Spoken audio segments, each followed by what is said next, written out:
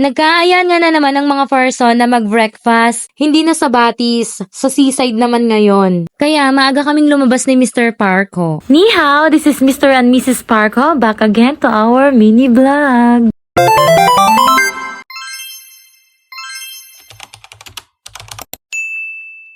Mag-aalas 6 pa nga lang ito ng umaga pero napakataas na yung sikat ng araw. Ayon nga sa meteorologist na si Ricky Makaspak Parko, mas malapit na daw yung araw sa Earth. Kaya mas mahaba na daw yung araw kaysa sa gabi. Kaya mas maagang sumisikat yung araw. Nagets nyo ba?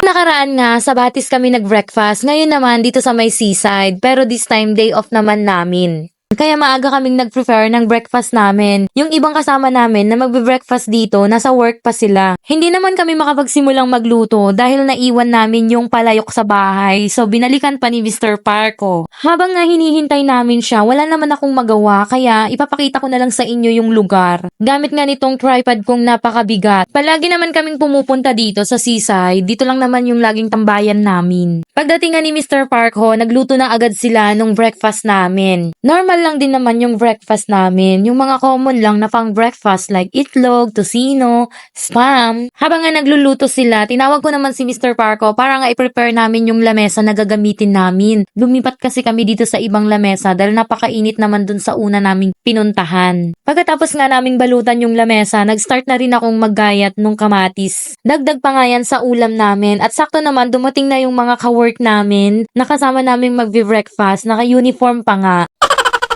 Pagka-out nga nila ng work, dumiretso nga agad sila dito sa may seaside. Sa dami nga ng niluluto ng tagapagluto namin, hindi pa nga siya natapos.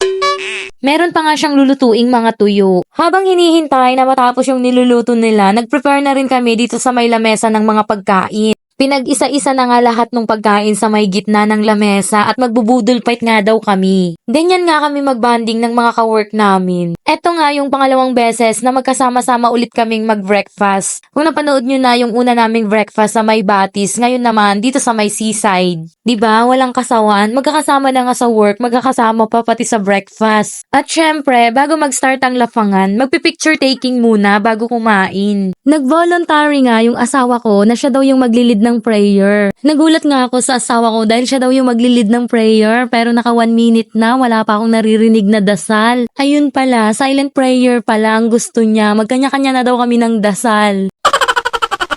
Pagkatapos ng silent prayer namin, nagsimula na rin kaming kumain. Grabe, ang sarap nga kumain, lalo na kapag ganitong tao yung mga kasabay mo. Naguunahan nga kami dyan sa pagsubo at nag-aagawan pa nga ng ulam. Gutom na gutom nga ang mga person. Ikaw ba naman na mag-production magdamag? Magkargadora sa loob ng production. Talagang magugutuman ka dyan ng bonggang-bongga. Akala ko pa nga nung una, hindi namin mauubos yung mga pinagluluto namin. Pero tignan nyo naman, naubos.